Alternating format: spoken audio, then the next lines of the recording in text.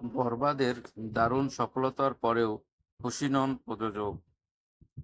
ঈদে মুক্তিপ্রাপ্ত শাকিব খান অভিনীত বরবাদ এখনো বেশিরভাগ হল দখলে রেখেছে। সিনেমাটি সিঙ্গেল স্ক্রিন মাল্টিপ্লেক্স চুটিয়ে ব্যবসা করছে। দর্শকরাও শাকিব খানের এই সিনেমা দেখতে প্রেক্ষাগৃহে হুমড়ি খেয়ে পড়েছে, যে কারণে ঈদের তৃতীয় সপ্তাহ শেষ না হতেই বরবাদের আয় গিয়ে দাঁড়িয়েছে প্রায় 50 কোটি টাকা।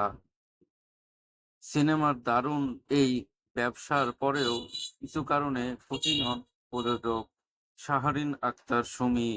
তার দাবি, সিঙ্গেল স্ক্রিনগুলো টিকিট বিক্রির সঠিক হিসেব দিচ্ছে না। শুধু তাই নয়, সুমি জানালেন, হল মালিকেরা রীতিমতো চুরি করছেন এক্ষেত্রে। জয়পুরের উল্কা সিনেমা হল মালিকের বিরুদ্ধে সরাসরি অভিযোগ তুলে এক বেসরকারি টিভি চ্যানেলের কাছে শাহরিন আক্তার সুমি বলেন, একটা সিনেমা হলে সিট আছে 460 জনের, অথচ সেখানে ঢোকানো হয়েছে 650-রও বেশি মানুষকে।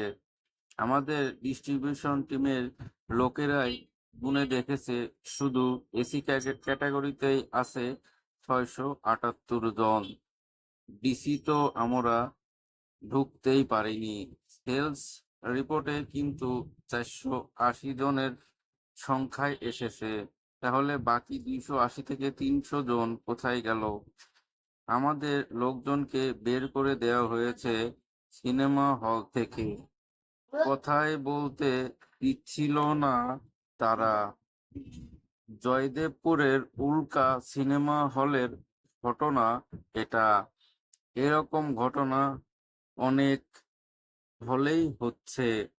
আমি নতুন বলেই সবাই আমার সাথে এটা করছে কিনা আমি জানি না।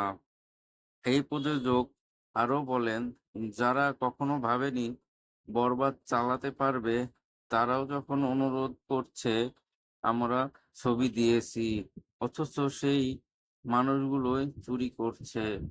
কি বলার আছে? আমি ছবি বানাবো, বিপরীতে সততাও তো থাকতে হবে।